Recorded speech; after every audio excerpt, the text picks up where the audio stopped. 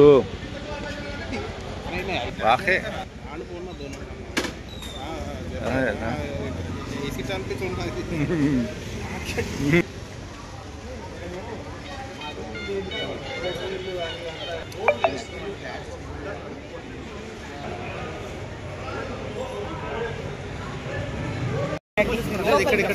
Side కి వెళ్ళండి పర్వాలేదు అక్కడికి వెళ్ళి ఎంట్రన్స్ తీసుకున్నారు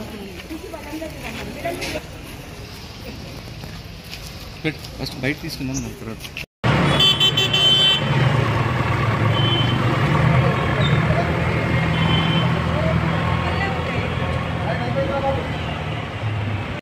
ముందు నుంచి షటర్ స్టార్ట్ చేసాం అంటే మాకు రెసిడెన్షియల్ కమర్షియల్ తేడా తెలియదు ఇంతకు ముందు పిల్లలు తీసుకొని స్టార్ట్ చేశాక మున్సిపాలిటీ వాళ్ళు లేదు ఇది మీరు కమర్షియల్ యాక్టివిటీ నడుపుతున్నారు కాబట్టి కమర్షియల్ ట్యాక్స్ కట్టాలని విత్ పెనాల్టీ బ్యాక్ డాక్స్ తో తీసుకున్నారండి వాళ్ళు. అది ఏ ఇయర్ సరిగ్గా గుర్తు లేదు, తీసుకున్నారు వాళ్ళు. మేము పే చేసాం. ఆన్లైన్ ఉన్నాయి, అన్ని ఉన్నాయి. కమర్షియల్ ట్యాక్స్ పే చేస్తున్నాము. ఎలక్ట్రిసిటీ బిల్ కూడా మేము కమర్షియల్ పే చేస్తున్నాము. వాళ్ళు కూడా పెనాల్టీతో సహా తీసుకున్నారు. మెయింటెనెన్స్ కూడా కమర్షియల్ మెయింటెనెన్స్ ఇస్తున్నారు. ఇక్కడ వీళ్ళు ఇన్మేట్స్ వాళ్ళు రెసిడెన్స్ మొత్తం మెయింటెనెన్స్ అసోసియేషన్ రెసిడెన్షియల్ గా వాళ్ళు కూడా కమర్షియల్ ఇదే ఇస్తున్నారు. ఏదో కంజెషన్ అవుతుంది అని చెప్పన్నారు. ఇది 100 feet రోడ్ అండి.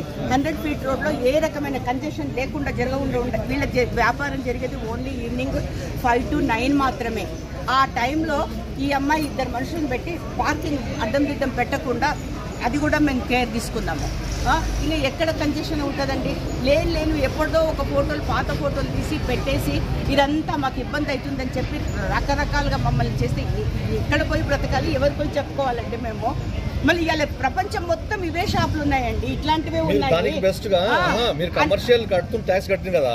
అవును, కమర్షియల్ ట్యాక్స్ కట్టినప్పుడు మున్సిపల్ వాళ్ళకి ఏదర్ కమర్షియల్ ట్యాక్స్ తీసుకోకూడదు. వాళ్ళతోటి రెండోది వాళ్ళని ఇప్పుడు ఓపెన్ చేస్తే ఆ పిల్లలు 15 మంది స్టాఫ్ ఉంటారు. ఎటు పోవాలి వాళ్ళు?